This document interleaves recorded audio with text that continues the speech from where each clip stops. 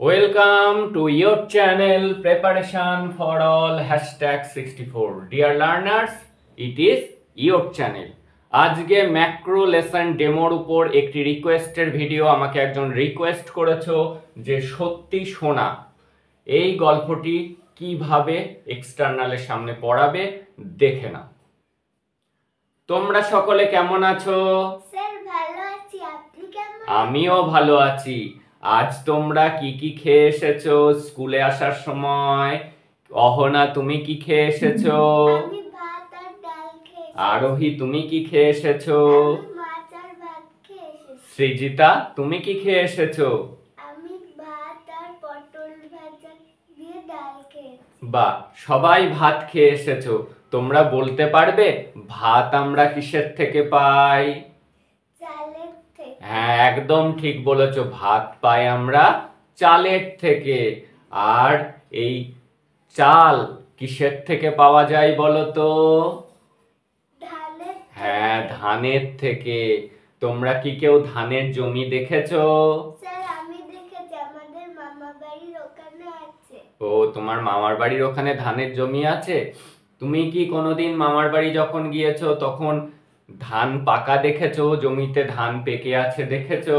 হ্যাঁ স্যার। সেই পাকা ধানের রং কেমন হয় বলো তো? একদম সোনার মতো রং হয়। আজ আমরা একটা সুন্দর গল্প শুনবো, পড়বো, জানবো। কি গল্প বলো তো? গল্পের নাম হলো সত্যি সোনা। এই গল্পটি আজকে আমি তোমাদেরকে গল্প বলবো, তোমরা মন দিয়ে শুনবে। তারপরে আমি কিন্তু সেখান থেকে তোমাদেরকে প্রশ্ন জিজ্ঞাসা করব। কেমন? শোনো তাহলে। বুড়ো চাষির কঠিন অসুখ হলো, বাঁচার আর আশা নেই। সেই সময় একমাত্র ছেলেকে ডেকে বলল, ওহে বাপু, আমার দিন ফুরিয়ে এসেছে। যাওয়ার সময় তোমাকে একটা দরকারি কথা বলে যায়। চাষির ছেলে ভারী অলস। চাষির ছেলে কেমন ছিল? ভারী অলস। হ্যাঁ, চাষির ছেলে ছিল অলস। এই অলসের বিপরীত শব্দ তোমরা কি জানো? অলসের বিপরীত শব্দ হলো পরিশ্রমী, যে অনেক পরিশ্রম করে কিন্তু সে কোনো পরিশ্রম করত না। সে ছিল কি? সে ছিল কুঁড়ে। অথচ টাকা পয়সার লোভ তার 16 আনা। 16 আনা মানে কি বলতো? 16 আনা মানে খুব সম্পূর্ণ তার ইচ্ছা, টাকা পয়সার প্রতি তার লোভ। তার ধারণা বাবার অনেক সোনা কোথাও লুকিয়ে রেখেছে।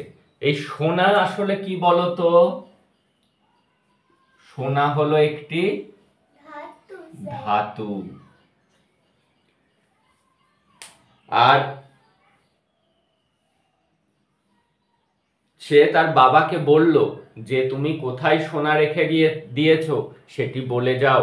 তখন চাষি কি করলো? চাষি বলল যে আমি আমার ওই চাষের জমিতে, ধানের জমিতে সোনা পুঁতে রেখেছি।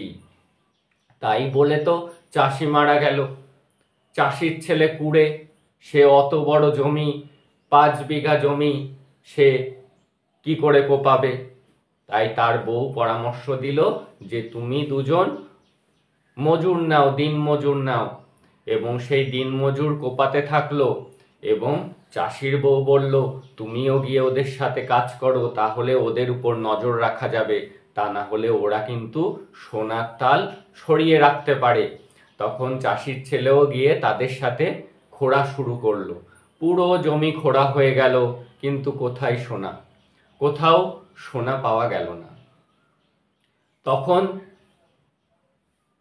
চাষির ছেলের বউ পরামর্শ দিল যে জমি যখন খোঁড়া হয়ে গিয়েছে তখন জমিতে ধানের বীজ লাগিয়ে দাও। এবং তার বউর কথা মতো সেই চাষির ছেলে, অলস ছেলে, সে অগত্যা কি করলো? ধানের বীজ ছড়িয়ে দিল।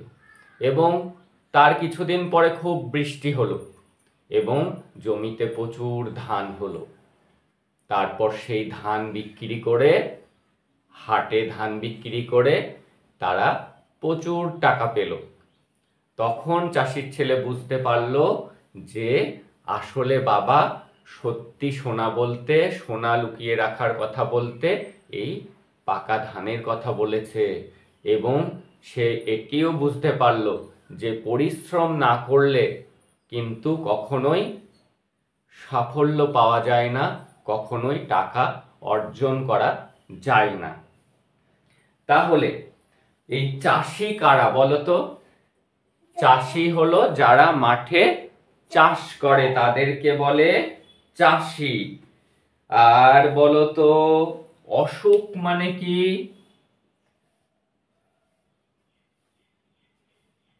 অসুখ, অসুখ মানে কি বলো, জানো? অসুখ করে মানে আমাদের রোগ হয়, রোগ অসুখ মানে।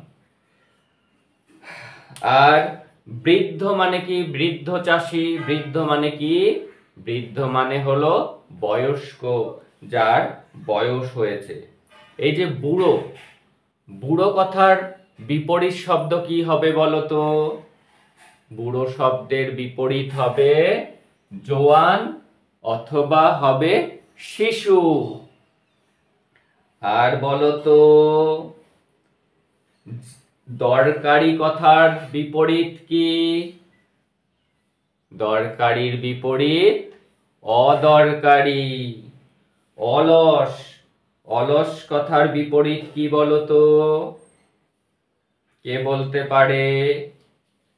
বিপরীত হলো কর্মঠ।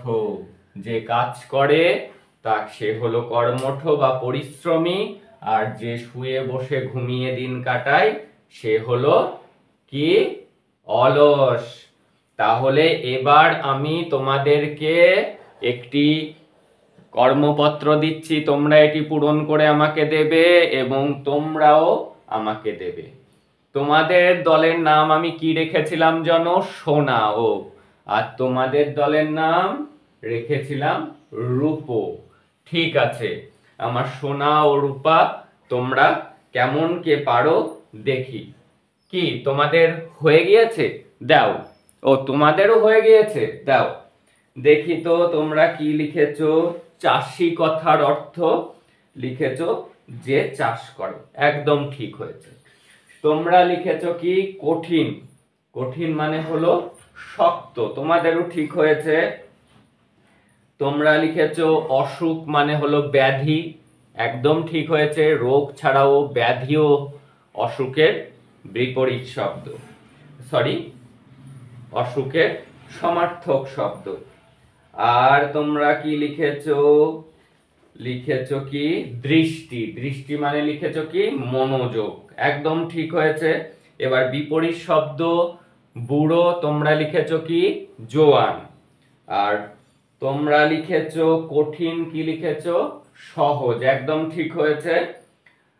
আর কি বলেছিলাম? তোমরা লোভী দিয়ে বাক্য রচনা, তোমরা লিখেছো কি? লোভী মানুষরা একদম ভালো হয় না। ঠিক বলেছো, যারা লোভী তারা কিন্তু ভালো লোক হতে পারে না। আর তোমরা কি লিখেছো বাক্য রচনা? তোমাদেরকে বলেছিলাম হাট দিয়ে বাক্য রচনা, তোমরা লিখেছো কি? শুক্রবারে আমাদের এখানে হাট হয়, তোমরাও একদম ঠিক লিখেছো।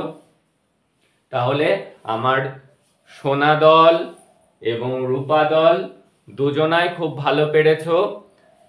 আবার তোমাদের সাথে আমার আবার আগামী ক্লাসে আমরা আবার কোনো নতুন গল্প শুনবো। তোমরা সকলে ভালো থাকবে। এইভাবে তোমরা ডেমোটি দেবে এবং টিএলএম কি ব্যবহার করবে দেখো, তোমরা ছবিতে দেখতে পাচ্ছ। তোমরা এই টিএলএম নিয়ে যাবে, অর্থাৎ এই ছবিগুলি আর্ট পেপারে, বড় একটি আর্ট পেপারে আঁকিয়ে নিয়ে গেলে সব থেকে ভালো হয়। এবং তোমরা পড়ানোর মাঝেই আমি যেটা মিস করে গিয়েছি একবার বলবা যে ছবিটা দেখার কথা, যে দেখো তো ছবিটাতে তোমরা কি দেখতে পাচ্ছ, এবং পরপর ধাপে ধাপে যে স্টেজ বাই স্টেজ ছবিগুলো আছে পার্ট পার্ট, তোমরা স্টোরি অনুযায়ী সেটিকে বোঝাবা। যে পরপর কি ঘটনাগুলো ঘটেছে পুরো গল্পটার একটা পূর্ণাঙ্গ ছবি যদি আঁকতে পারো তাহলে কিন্তু সব থেকে ভালো হয়। এই ছিল আজকের macro demo class. That's all today. দেখা হচ্ছে পরের ক্লাস।